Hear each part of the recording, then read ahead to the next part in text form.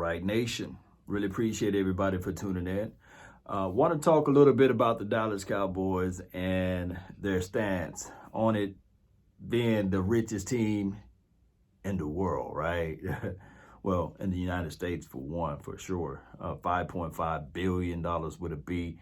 Not something that you can sneeze at. You can look at it and say, yeah, those assets can be even higher if it, I guess, for sale or what have you. But I hate to say this, but this is the reality. Doesn't mean a lot for us fans. We would prefer to be the lowest amount of money remuneration team and have multiple Super Bowls than to be the highest paid or the highest earning revenue team and not have nothing to show for it. Nevertheless, I will say this, though. It seems as if, though, the financial decisions with Jerry Jones and Stephen Jones and Charlotte Jones and Jerry Jr., all of those wonderful, unique people are making the right decision as relates to this team, collectively speaking. I do see that now the culture is changing a little bit as it relates to the head coach and his philosophy and the way he bring in a lot of people. So there is some optimism to go around. That's why Stephen Jones was out there saying that, hey, this wide receiver core may be the best in the NFL, basically. It's going to be one of the best assembled wide receiver cores out there. Now, do I like that? Do I like the fact that we are out here talking before we play? I don't like that, but that's just the nature of it. We've seen it for so many years with Jerry, and it seems as if though Steven is falling right behind that same pathway of really boasting up or boosting up or gloating, or whatever you might want to say about this team, about the staff, and about this and about that. And like I always say, everyone have a reason. But results are what matter. That's all that matter. Nothing else count. As long as you can win, as long as you can make the bucks, right? Everything else can be swept under the rug. And winning is the greatest cure of it all, right? It's the best medicine we can ever deliver to those who out there that hate on the Dallas Cowboys.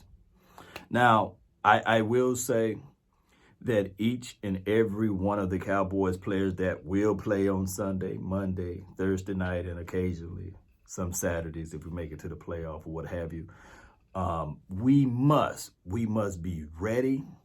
They must look at it like, hey, none of these chances and opportunity is just given to us. We have to earn everything.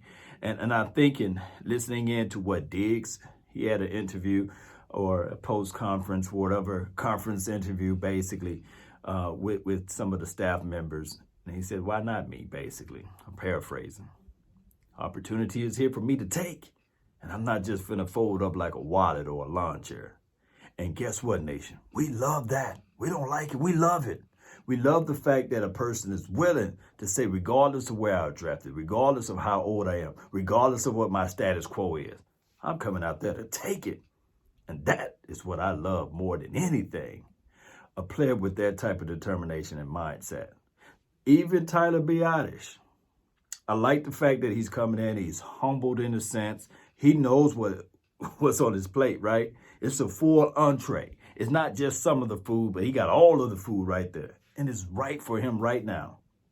It's right for him to eat. And he don't have to wait for it to be preheated, warmed up. It's not cold or anything. It's right there for him to eat. Now, I love battle. I love positioning battles as well. And I love the fact, Cowboy Nation, we don't have any more of this politics stuff. So we can sit back and say, now we think about this. Dak Prescott, he got a chip on his shoulder.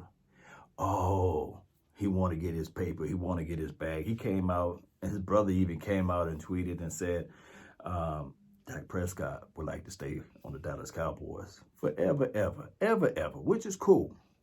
But Dak Prescott got a chip on his shoulder. You guys still not treating me like I rightfully deserve, right? Who else got a chip on his shoulder, right? Ezekiel, the main man, Elliott. A lot of people don't think that by it being pushed all in his face, right? The other running backs that they say, better than him, greater than him, more spectacular than him, got excellent sense. I mean, just great all together. better than him, right? And he just sitting there looking at it and said, okay, you might say they excellent, right? You might say that they can do this, but I'm ready. I'm going to show the world what I can bring to the table. He's been working out. He's been trying to figure out how he can go beyond where he been, even in his rookie year, right? So I love that aspect. And good old Tony Pollard, he's just not sitting there saying, oh, okay, this is how y'all gonna just gloss over me. I'm gonna show you guys what I could do. So I love all of this. And Cedarian Lamb.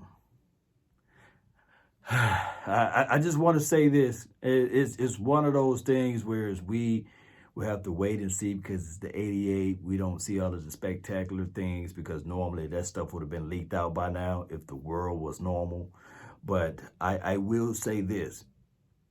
The kid, he got a certain moxie. He got a certain jazz about himself.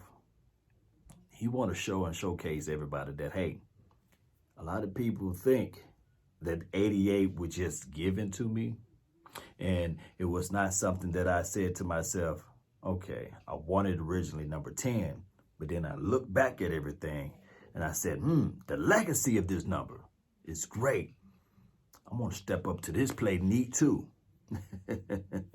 Now, I think that the kid, he want to shine and showcase that he will be the greatest 88. That's a heavy, heavy, heavy crown to wear, right? But why? Who shoot for mediocre? You know, who shoot for average, right? Who shoot just to be good? You shoot to be great. You shoot to be above the stars, right? And, hey, they say shoot for the moon, and if you miss, you land amongst the stars. And never say the sky's the limit because there's footprints on the moon. So I'm looking at it like this. This Cedarian TD Lamb, he's going to look at it like, okay, not only am I pissed off for the fact that everybody think that 88 was just given to me and I'm not going to earn it, but I'm also mad at the fact that, oh, Henry Ruggs was drafted before me. Jerry Jeudy was drafted before me. Oh, I'm mad. Oh, I'm super mad. I'm going to show everybody, those who passed up on me, you know what I'm saying, that I am the real 88 or I am the real true number one wide receiver coming out of this draft. And I love that type of mindset. So he's going to bring that to the table. And you guys know I love defense. Going back over to Diggs and what he does out there on the field and what he can do out there as relates to when you look up his footages, what he did to Jerry Jeudy on practice daily and what he's doing or did to his brother, Stephon Diggs, or I think that's named Stephon Diggs. Y'all help me out. What he did to him. Whew, man, it's going to be crazy. It's going to be crazy, Cowboy Nation. When I think about this, and when I look at everything, I say to myself, this team gonna be all right. We changed a lot of things as relates to off the field situations, as relates to, and I'm not talking about trouble, being in trouble, not being in trouble, but I'm talking about how people are just trying to unify with each other, how they are working out with each other, not even being called upon, and they just going out there working out with each other. That type of stuff. That's unity, baby. And that's what Stephen Jones alluded to. Dak Prescott's working out with Amari Cooper and Michael Gallup and CD Lamb.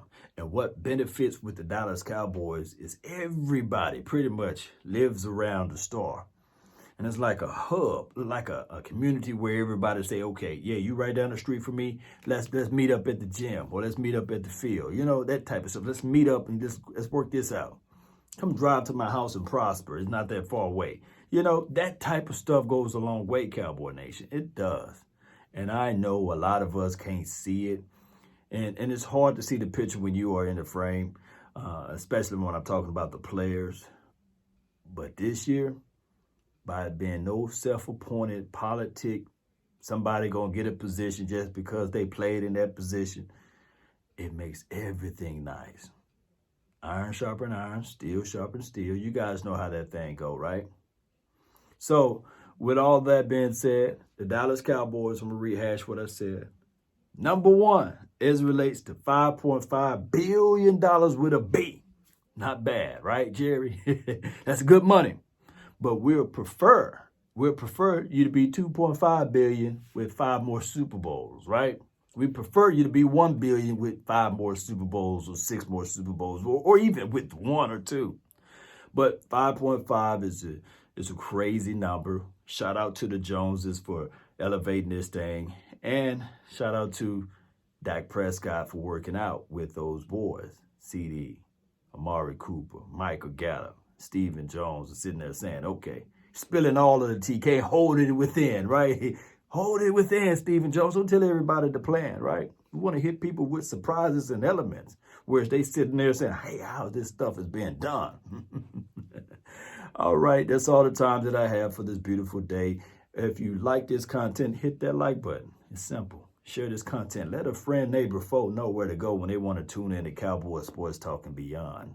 That's been my time. I really thank you all for yours. And remember, you're listening to nothing but the best. Let's go.